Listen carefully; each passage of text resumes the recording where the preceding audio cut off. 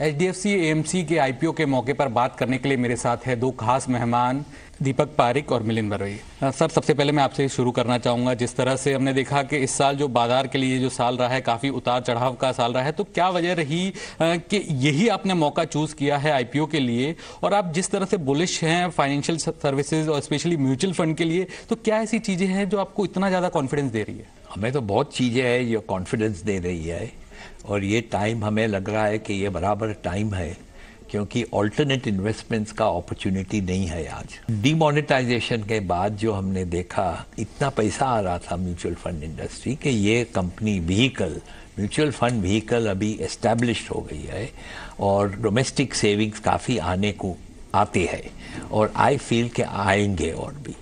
और global numbers भी देखिए, mutual fund penetration level India में तो बहुत लो है, 13% है। ग्लोबल एवरेज 62% है। 62% पेनिट्रेशन लेवल्स है म्यूचुअल फंड के, इंडिया में 13 ही हुआ है अभी। चाइना में भी इंडिया से 3 टाइम्स ज़्यादा है, 39% है। तो ये काफ़ी स्कोप है इंडियन म्यूचुअल फंड इंडस्ट्रीज का ग्रोथ में। जिस तरह से जो वैल्यूएशन है IPO के, तो थोड़े महंगे बताए जा रहे हैं, तो किस तरह से आप इस पे आए? और जो प्री प्लेसमेंट को लेकर जो काफ़ी मुद्दा उठा था, तो क्या उसको सेटल कर दिया गया है और पैसे जो पूंजी थी वो वापस लौटा दी गई है? ये जो IPO की जो वैल्यूएशन है वो आमतौर पे 2 तरह से हो जाती है। एक तो हमने काफ़ी रोड शोज़ किए थे जहाँ पे इंटरनेशनल और डोमेस्टिक इन्वेस्टर्स को हम मिले और उनसे कुछ फीडबैक मिला। हमारे मर्चेंट बैंकर्स भी है जो हमको एडवाइस करते हैं कि इसकी वैल्यूएशन क्या होनी चाहिए, लेकिन अंत में इसका जो डिसीजन होता है वो कंपनी को लेना ही पड़ता है। और मेरे ख्याल से हमारे कंपनी ने, हमारे बोर्ड ने जब इसके बारे में सोचा, तो थोड़ी जो वैल्यूएशन है वो कंजर्वेटिवली रखी है। आपने अगर पेपर पढ़े होंगे और जो वैल्यूएशन पहले आर के बारे में बात हो रही थी उससे काफ़ी बहुत ही कम है। तो इस तरह से हमने ये सोच के वैल्यूएशन की कि हमारी वैल्यूएशन अट्रैक्टिव हो, जहाँ पे इन्वेस्टर्स को इन्वेस्ट करने के लिए एक अट्रैक्शन बना रहे और एक रीजनेबल हो या और कंजर्वेटिव हो। तो ये रही बात IPO की वैल्यूएशन की। दूसरी जो बात आपने कही, जो प्राइवेट प्लेसमेंट जो हमने की थी कई डिस्ट्रीब्यूटर्स और हमारे कई ग्रुप एम्प्लॉयज़ को, वो हमारे सेबी ने हमें एक संदेश दिया कि वो उसे हमें वापस करना चाहिए। तो हमने उनका पैसा वो कंपनी ने नहीं लौटाया। हमने एक बायर जो था KKR की एक ग्रुप एंटिटी थी जो इंटरेस्टेड थी वो शेयर्स खरीदने में, तो ये जो सारे डिस्ट्रीब्यूटर्स के पास जो हमने शेयर्स दिए अलॉट किए थे, वो सारे डिस्ट्रीब्यूटर्स ने वो शेयर KKR की इस एक एंटिटी को ट्रांसफ़र कर चुके हैं, और ये अब ये काम पूरा हो चुका है। 2017 में तो देखा कि काफ़ी अच्छा मोमेंटम रहा और अभी वो वॉलीटिलिटी है, तो कहीं ना कहीं जो आम निवेशक है उसको वो रिस्क फैक्टर ज़्यादा घबराहट देता है। रिस्क फैक्टर तो इक्विटी में हमेशा रहेगा, लेकिन इक्विटी इन्वेस्टमेंट में लॉन्ग टर्म व्यू लेना चाहिए। 1 साल 2 साल का व्यू नहीं लेना चाहिए, लॉन्गर व्यू लेना चाहिए। देन रिस्क मिटिगेट हो जाता है।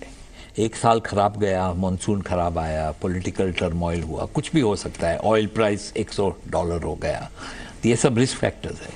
ये रिस्क फैक्टर्स आएंगे तो मार्केट नीचे जाएगा, तो उनका इन्वेस्टमेंट वैल्यू से कम भी होता है। बट उसमें उनको पेशेंस चाहिए, उसमें उसको ताकत चाहिए, नॉलेज चाहिए कि ये 5 साल के लिए पैसा डाला है, तो 5 साल में तो हमारा रिटर्न एवरेज मिल जाएगा। शॉर्ट टर्म के लिए इक्विटीज़ नहीं है, लॉन्ग टर्म के लिए अच्छा है। तो शॉर्ट टर्म में सर अभी क्या आपको रिस्क लगती है गोइंग फॉरवर्ड, अगर हम घरेलू बाजार की बात करें तो?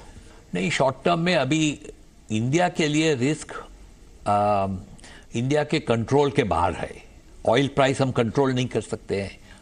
ऑयल प्राइस बढ़ के 80 हो गया, अभी 71 आ गया है, अभी नीचे आए ऊपर जाए किसको पता, 100-120 भी हुआ था।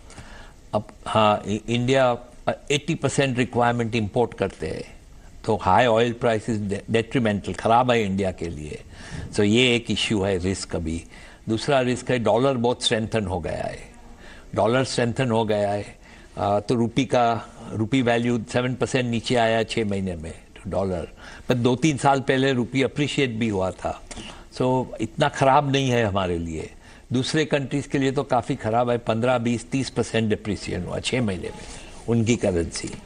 सो ये भी एक रिस्क है। इंटरेस्ट रेट्स US में बढ़ते जा रहे हैं, तो जो आर्बिट्राज कर रहा था इंडिया में, वहाँ रेट कम था, यहाँ रेट ज़्यादा था, वो अभी गैप कम हो गया, क्योंकि वहाँ इंटरेस्ट बढ़ा रहे हैं, तभी वापस फॉरेन एक्सचेंज डेट स्कीम्स बाहर जा रहे हैं।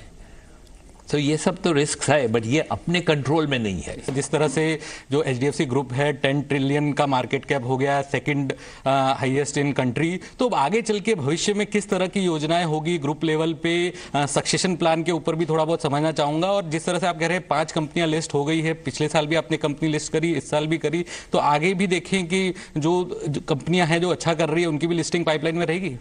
हमेशा रहेगी। एक हमारी नॉन लाइफ कंपनी है HDFC अर्गो, अभी छोटी है, 1 साल 2 साल में वो लिस्ट करेंगे, तैयार हो जानी चाहिए। थोड़ी साइज़ चाहिए, स्केल चाहिए, अच्छा स्केल आएगा तो अच्छा। अभी ग्रोथ तो अच्छा है, 20-30% ग्रोथ है, बट बेस छोटा है, सो वो ग्रो होएगा तो उसको भी लाएंगे।